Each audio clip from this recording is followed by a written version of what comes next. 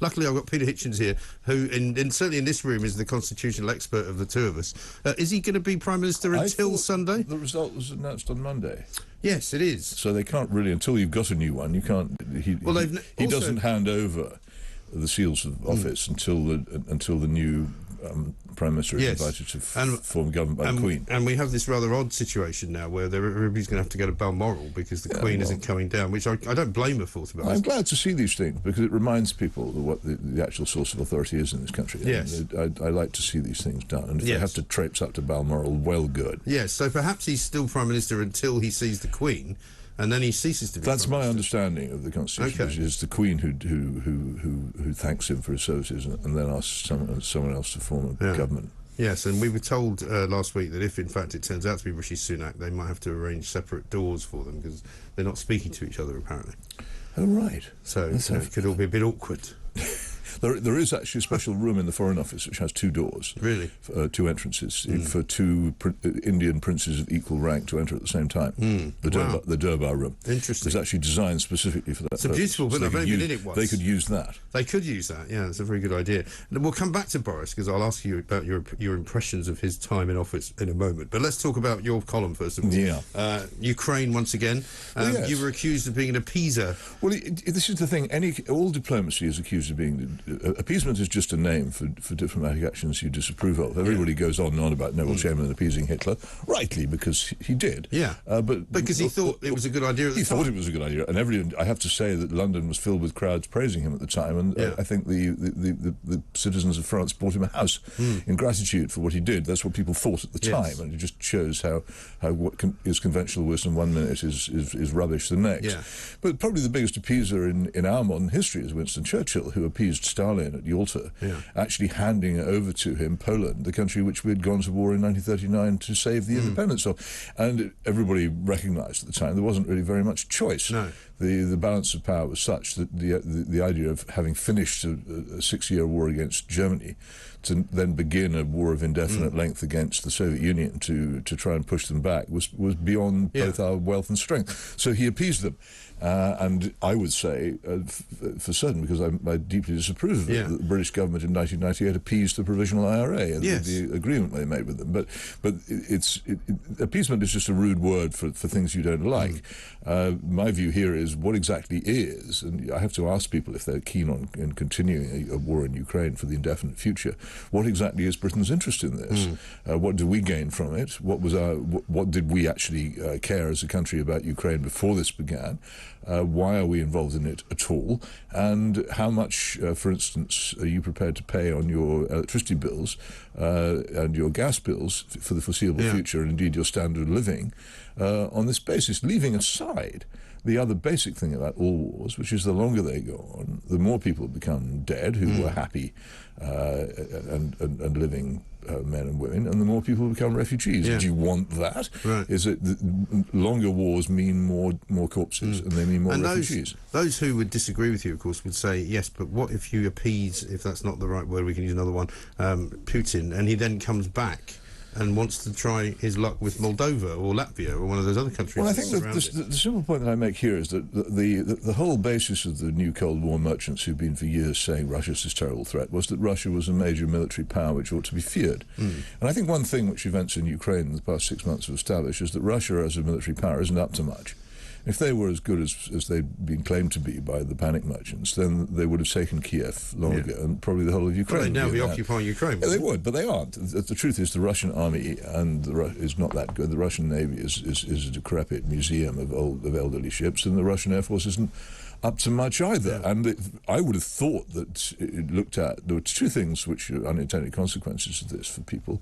What Vladimir Putin has done by this stupid invasion, which is not just a crime but a mistake, and it is a crime, is he's established that he's weaker than people thought that he was, or that he wanted people to think he was, and he's also almost certainly increased Ukrainian patriotism among the people of Ukraine, so that a country which was up till then quite divided and rather disparate and not even particularly keen on its own language, has now become much more patriotic and much more Ukrainian.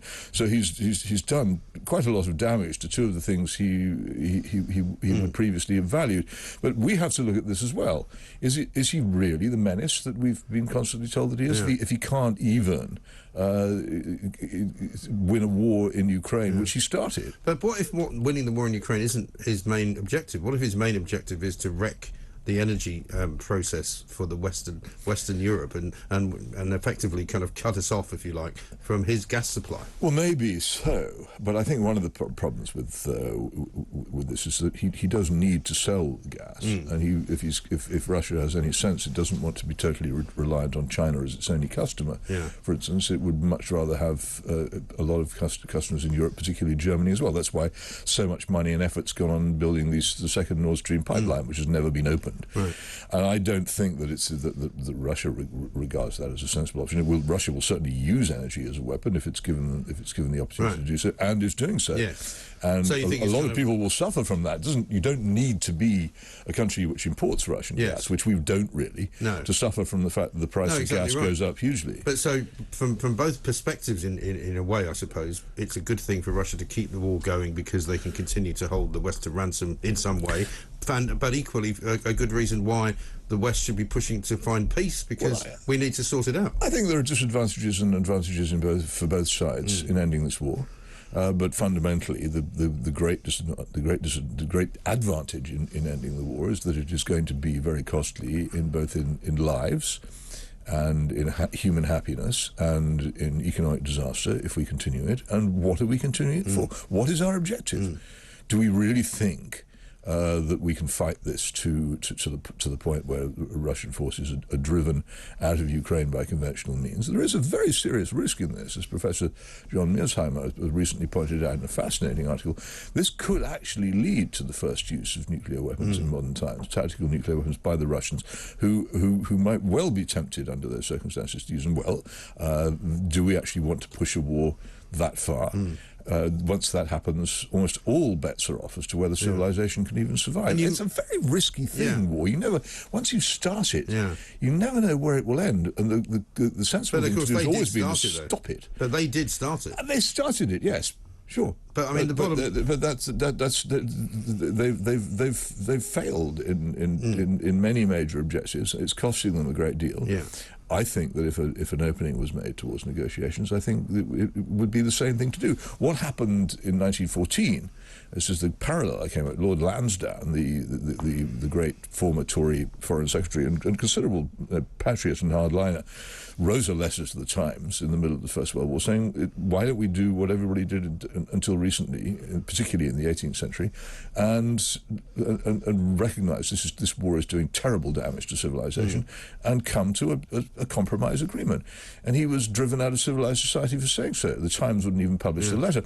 And as a result, we got the Bolshevik Revolution, and as a result of that we got Hitler, and we got Mussolini, and we got the Second World War, and we got he was absolutely right to issue these warnings, and if a compromise peace had been reached in the middle of the First World War, we would have been saved so many terrible things, not to mention all those lives. I should point out as well, he didn't realise this when he wrote the letter. He thought we would probably win the war eventually anyway.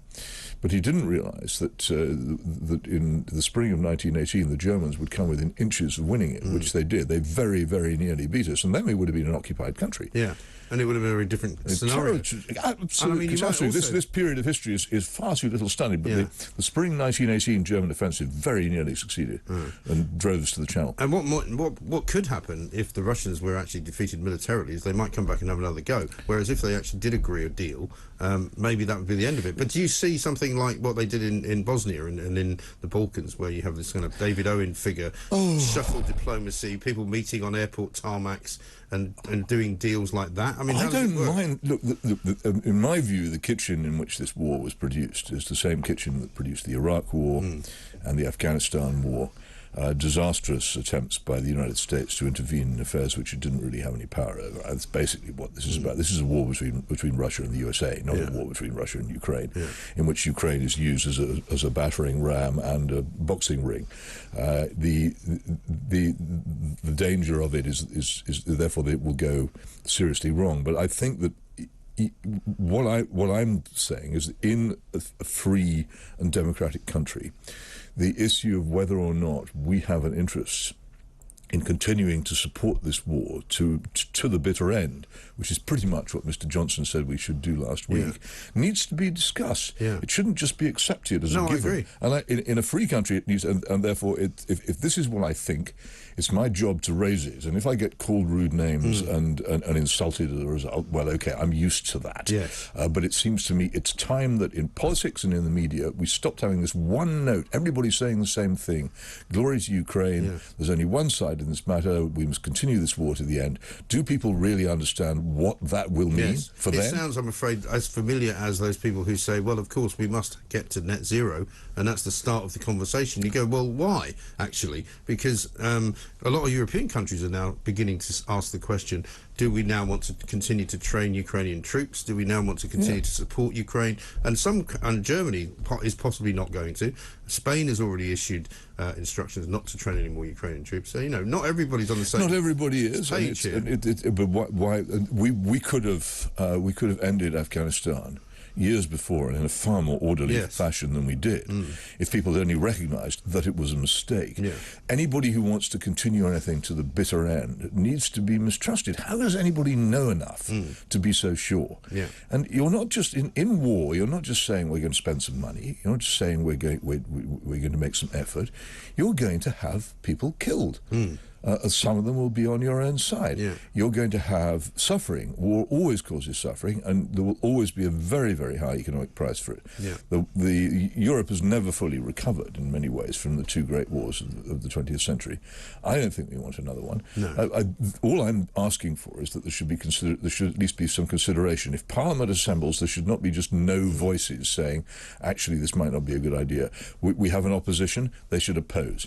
And we have a diverse press. It should be diverse. There should be different views being expressed in it. We should be debating this, because sooner or later we will wish that we had if we don't. Yes, I think that's absolutely right. Let's talk about the police, because there's an extraordinary story today in the Daily Mail where it says secret police guidance has been discovered urging officers to treat journalists akin to criminals and extremist groups. I mean, where does this come from? It's come apparently from this mysterious body called the College of Policing. Yes. Which is the heart of darkness of modern policing, where all the strange, I would say, liberal elite ideas come from. Yes. Which dominate. Is this included the dancing the Macarena? Well, I don't know whether they've actually mandated dancing the Macarena, but it wouldn't surprise me one bit.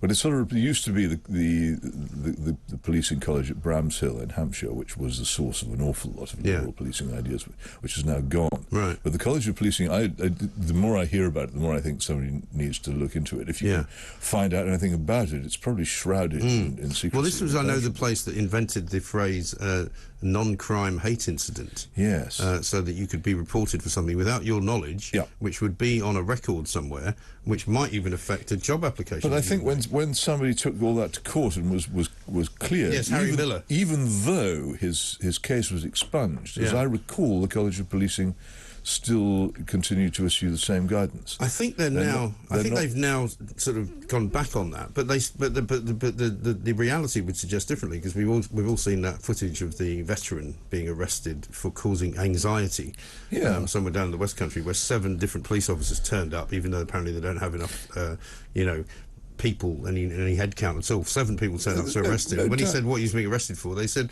you've caused anxiety to somebody. There's no doubt the whole basis of police activity is altered away from the prevention of crime and disorder to being much more a body which enforces modern politics and morality.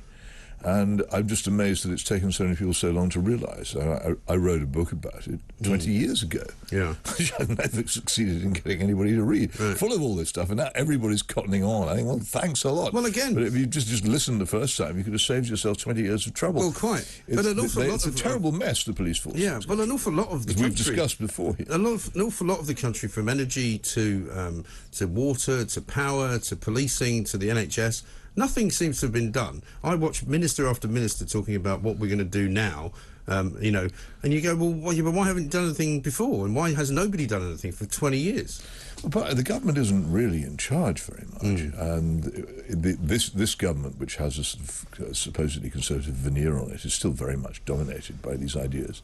And you find that all these things have been happening continually and probably intensifying, despite the fact that we've had a nominally Conservative Prime Minister since 2010. Yes. And people are beginning again to put two and two together on that, and realise that the Conservative Party is not actually a Conservative body.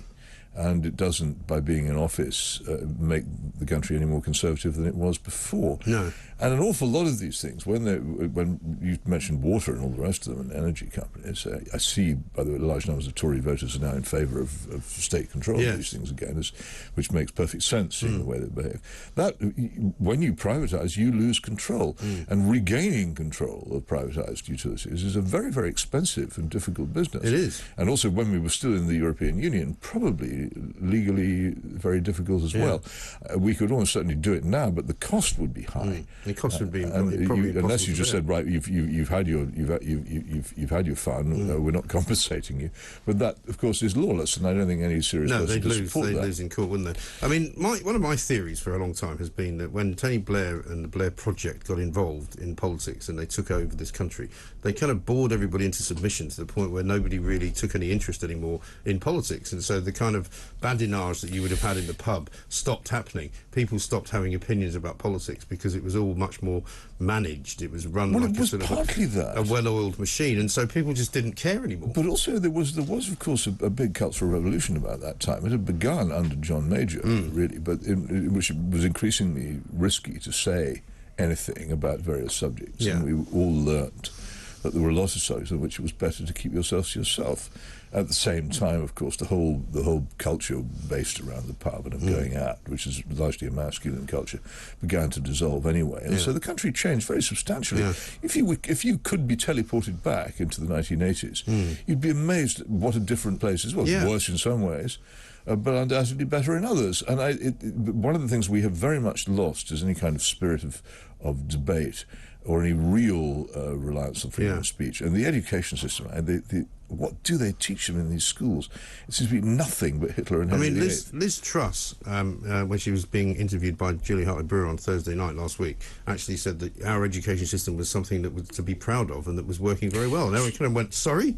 I don't think that's... She should make her mind up, because she spent quite a lot of time saying how terrible her own school was. And then everybody from her old school says, actually, Liz, as comprehensives go, it wasn't that bad. You were in the posh part of Leeds, which is something she didn't mention very much. Which is quite posh. She went quiet about that again. Yeah, round here is quite posh. I wonder if you've seen the Beatles documentary, the one that's currently running on Disney, which I'm sorry, I fabulous. I couldn't face it. Okay, well, there's a very fascinating... The third part was what I watched yesterday, and it's where they're doing the sort of the final concert on the roof of a building in South and the police knock on the door and there's people outside and they're all being interviewed. But it's I mean, if you want to see how much Britain has changed, that's true. You've got to watch that, because the police are quite polite.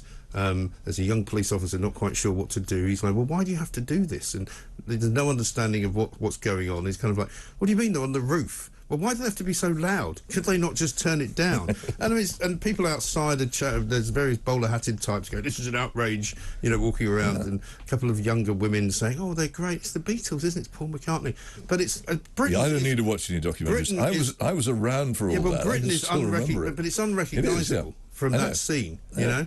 I live in a country where almost nothing is the same as it was when I was a teenager, for instance. Almost nothing. But on the other hand, the appearance of many things is quite similar, but the spirit of the place is very different. And the Blair government was a revolution, and the people conned themselves into believing, or were conned into believing, that it wasn't really. It was just that Blair was some sort of Tory, and they were distracted by slogans and slickness into not noticing a huge change. Well, that's kind of what I mean, that they did it while we weren't looking. But let's get to Boris Johnson, because we're out of time. Let's do that. What's your memory of Boris Johnson going to be? Oh, great disappointment. I mean, whatever else I think of him, and I'm not by any means a friend or an intimate, but I have met him, and we encountered each other. I'm terribly disappointed. He's obviously he knows a lot and is intelligent. And when I watch particularly his performance as Foreign Secretary and in foreign policy, which are things I know a bit about, it's been woeful, leaden, uninformed. It's been cliched. Now, here is someone who you would have thought was absolutely against cliches, both in language and in action. But he was just coming out with the total Foreign Office bureaucratic boilerplate, as if he'd never thought about it. I thought, oh, come on, you know better than this. If you could see yourself, you'd mock yourself. Yeah. But he seems to, in his time in office, he lost that ability to see himself and mock himself. And whether I agree with him or not, and on most things I probably don't, it was sort of encouraging to begin with to think that he might be the kind of person who could actually laugh at himself. I think he lost that capacity. If only he had been in office as he got to office, if you like. You know, his campaigning style is much more friendly and better and probably, you know, suits him more than what he's been doing since he's been in. This is so often the case, isn't it? The people who campaign well govern badly, and the people who campaign badly govern well. I mean, Clement Attlee, who everybody now reveres as a sort of political saint, if he came campaigning up your street, you'd die of boredom. Yes, well, you won't die of boredom listening to this, hopefully. Peter Hitchens, thank you very much indeed. You won't be with us next week. You're off on your travels, but we'll hear all about it the following week, I hope. I imagine so, yes. Fantastic. Peter Hitchens, Mail on Sunday, of course, read his column every week. He's been proved right time and time again. Doesn't matter what you think of him, just read what he says.